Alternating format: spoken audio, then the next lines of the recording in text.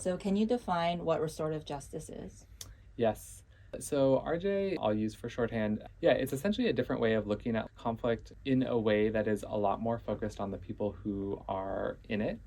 So a lot of times when I talk about this, if you compare and contrast like criminal justice system and restorative justice system, what a restorative justice system could look like. Criminal justice system really focused on like, was a law or a policy, if it's a company or school, violated? And then it's like, were they guilty or innocent? Yes, no, did this happen? Restorative justice just looks at, was there a relationship that was violated? Whether that relationship is between two people, between one person and a group, between a group and an institution, and was there harm caused? So it's not about was someone guilty or innocent or did you break the law? It's what kind of harm was caused and what can be done to repair the harm. In more punitive systems, we really focus on sort of organization determined, or in terms of criminal justice, state determined outcome, whereas restorative justice focuses on an outcome determined by the party that has been harmed. So if you're doing like a harm response experience with two people, for instance, so two people having a conflict, the person who has been harmed is the one who can identify like, this is what I need in order to repair the relationship. And repair not meaning like everything goes back the way it was. Sometimes repair is, I don't want you in my life anymore. And I want you to accept that. And I want you to understand that what you've done was hurtful and this and this. So it's really a way, it's like a structured way of just looking at conflict in a very different kind of way. For the person who has caused harm, it does a couple of things. One, it allows people to really hear and understand the impact of their actions. And a lot of times people are like, oh, I didn't mean it, or I didn't think it would hurt that much. And it's okay, sure, but intent versus impact, it did.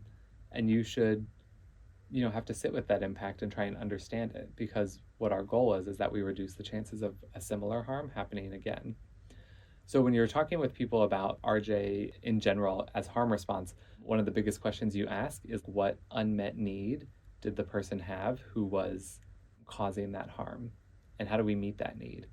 So that's a big difference, right? I think especially in Singapore, sometimes it's someone who's like a criminal, quote unquote, is just pathologized, like, oh, again, good person, bad person. That's a bad person, right? That person, molested someone, stole a car, did whatever. They're a bad person and they deserve whatever happens to them. Restorative justice says people rarely commit harm solely out of malicious intent. And so actions don't emerge from nowhere. And we have to figure out what need was that person expressing. So a really simple example is like, okay, somebody is starving, so steals food, right? We'll just be like, you're a thief and that's wrong. But if we don't ask the question of what was the unmet need?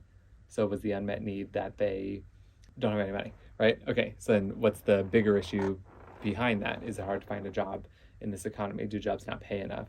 Are there multiple people to feed in a home?